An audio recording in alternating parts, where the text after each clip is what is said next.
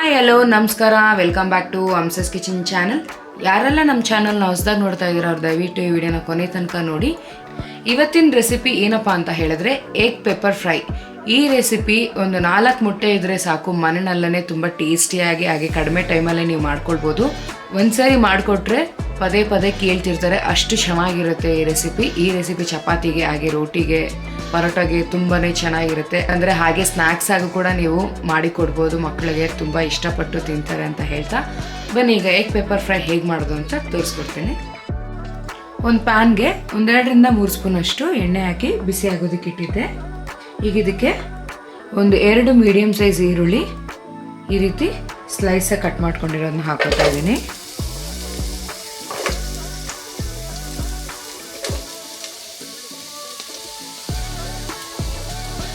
ಹಾಗೆ 1-2 ಕಡ್ಡಿ ಕರಿಬೇವು,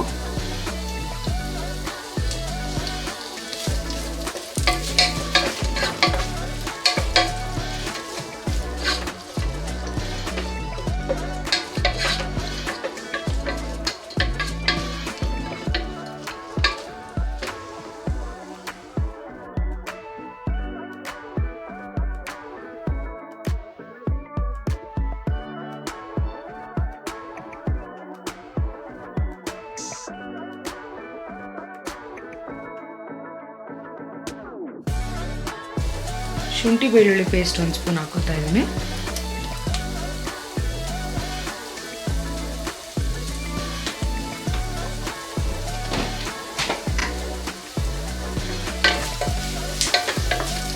ಶುಂಠಿ ಬೆಳ್ಳುಳ್ಳಿ ಪೇಸ್ಟು ಹಸಿ ಘಾಟ್ ಹೋಗೋ ತನಕ ಇದನ್ನು ಹುರ್ಕೊಳ್ಳೋಣ.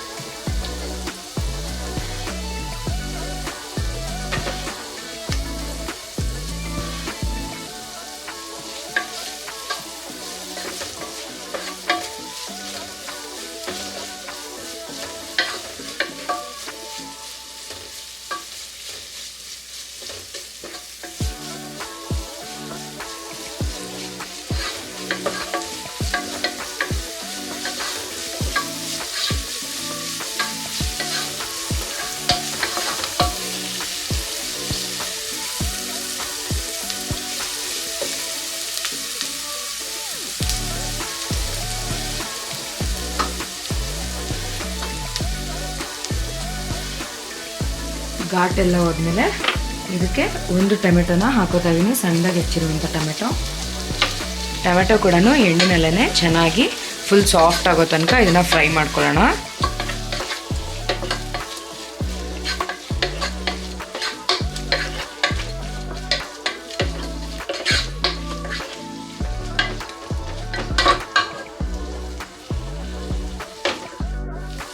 ನೋಡಿ ಟೊಮೆಟೊ ಫುಲ್ಲು ಸಾಫ್ಟ್ ಆಗಿದೆ.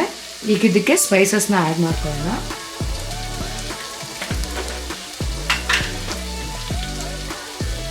ಒಂದು ಸ್ಪೂನು ಧನಿಯಾ ಪುಡಿ ಹಾಕೋತಾ ಇದ್ದೀನಿ, ಸ್ವಲ್ಪ ಅರಿಶಿನ, ಹಾಗೆ 1/4 ಸ್ಪೂನಷ್ಟು ಕಸೂರಿ ಮೇಥಿನ ಹಾಕೋತಾ ಇದ್ದೀನಿ. ಪೆಪ್ಪರ್ ಪೌಡರು 1 ಸ್ಪೂನ್ ಹಾಕೋತಾ ಇದ್ದೀನಿ. ಅರ್ಧ ಸ್ಪೂನಷ್ಟು ಜೀರಿಗೆ powder, red chilli powder 1/2 spoon ಹಾಕೋತಾ ಇದ್ದೀನಿ. ಸ್ಪೈಸಿ ನೀವು ನೋಡಿಕೊಂಡು ಹಾಕೊಳ್ಳಿ.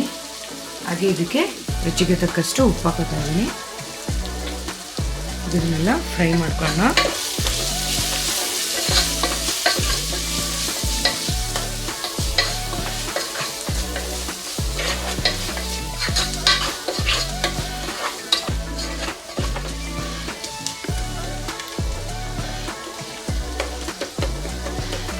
ನೋಡಿ ಇದನ್ನೆಲ್ಲ ಮಿಕ್ಸ್ ಮಾಡಿಕೊಂಡು 1-2 ನಿಮಿಷದಷ್ಟು ಫ್ರೈ ಮಾಡ್ಕೊಳ್ಳೋಣ. ನೋಡಿ ಎಣ್ಣೆ ಎಲ್ಲ ಸಪ್ರೇಟಾಗಿ ಬಿಟ್ಕೋತಾ ಇದೆ. ಇದಕ್ಕೆ ಒಂದು ಸ್ವಲ್ಪ ನೀರು ಹಾಕ್ಕೊಳ್ಳೋಣ, ತುಂಬ ಬೇಡ, ಸ್ವಲ್ಪ ನೀರು ಹಾಕ್ಕೊಂಡು ಒಂದು 5 ನಿಮಿಷದಷ್ಟು ಇದನ್ನು ಚೆನ್ನಾಗಿ ಬೇಯಿಸ್ಕೊಳ್ಳೋಣ.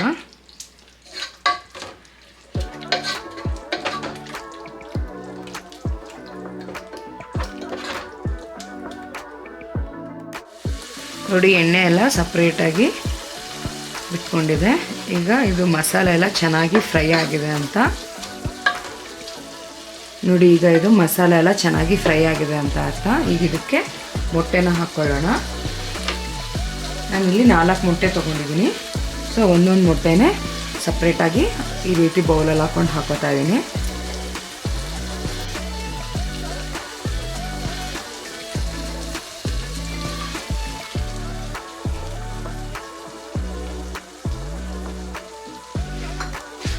ನಾನು ನೋಡಿಬೇಕಂದ್ರೆ ಎಲ್ಲೋನ ಹಾಗೆ ಹಾಕೋತಾ ಇದ್ದೀನಿ. ಯಾವುದೇ ರೀತಿ ಇದನ್ನ ಸಪ್ರೇಟ್ ಮಾಡಿ ಹಾಕ್ಕೊಂಡಿಲ್ಲ.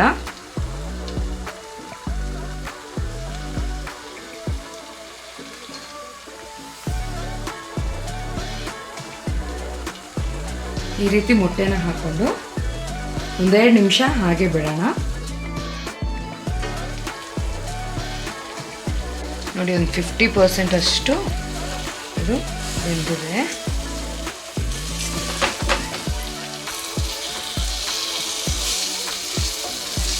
ಈ ರೀತಿ ಸಪ್ರೇಟ್ ಮಾಡಿಕೊಂಡು ಇದನ್ನು ತಿರುಗಿಸಾಕೋಣ.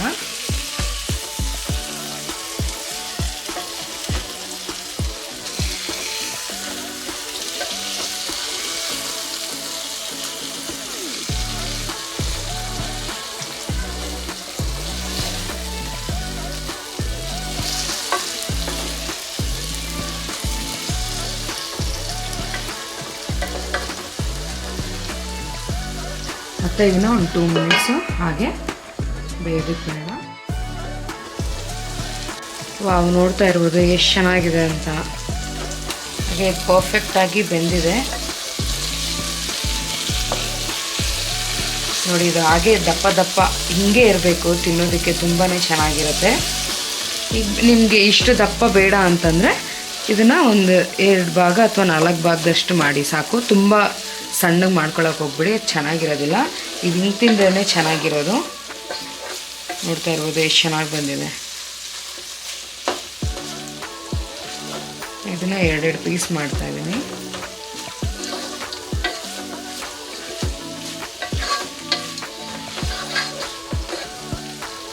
ತುಂಬಾ ಚೆನ್ನಾಗಿ ಬಂದಿದೆ. ಸ್ಮೆಲ್ ಅಂತೂ ತುಂಬಾ ಚೆನ್ನಾಗಿದೆ.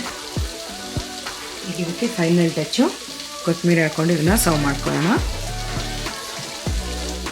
ನೋಡಿದ್ರಲ್ಲ ಎಷ್ಟು ಈಸಿ ಆ್ಯಂಡ್ ಕ್ವಿಕ್ಕಾಗಿ ಟೇಸ್ಟಿಯಾಗಿರೋ ಎಗ್ ಪೆಪ್ಪರ್ ಫ್ರೈ ಹೇಗೆ ಮಾಡೋದು ಅಂತ ತೋರಿಸ್ಕೊಟ್ಟಿದ್ದೀನಿ. ಇದೇ ರೀತಿ ಸಿಂಪಲ್ ರೆಸಿಪಿಗಾಗಿ ಅಮ್ಸಸ್ ಕಿಚನ್ ಚಾನಲ್ನ ಫಾಲೋ ಮಾಡೋದು ಮರಿಬೇಡಿ ಅಂತ ಹೇಳ್ತಾ, ಈ ರೆಸಿಪಿ ನಿಮ್ಗೆ ಏನಾದರೂ ಇಷ್ಟ ಆಗಿದ್ರೆ ನೀವು ಕೂಡ ಮನೆಯಲ್ಲಿ ಟ್ರೈ ಮಾಡಿ. ಹಾಗೆ ರೆಸಿಪಿ ಹೇಗೆ ಬಂದಿದೆ ಅಂತ ಕಮೆಂಟ್ ಮೂಲಕ ತಿಳಿಸಿ. ಹಾಗೆ ಪಕ್ಕದಲ್ಲಿರೋ ಬೆಲ್ ಐಕಾನ್ ಆನ್ ಮಾಡ್ಕೊಳ್ಳಿ. ನಾವು ಅಪ್ಲೋಡ್ ಮಾಡೋ ಎಲ್ಲ ವಿಡಿಯೋಸ್ ನೋಟಿಫಿಕೇಶನ್ ನಿಮಗೆ ಫಸ್ಟ್ ಸಿಗುತ್ತೆ ಅಂತ ಹೇಳ್ತಾ, ಈ ವಿಡಿಯೋ ನೋಡೋದಕ್ಕಾಗಿ ಧನ್ಯವಾದಗಳು.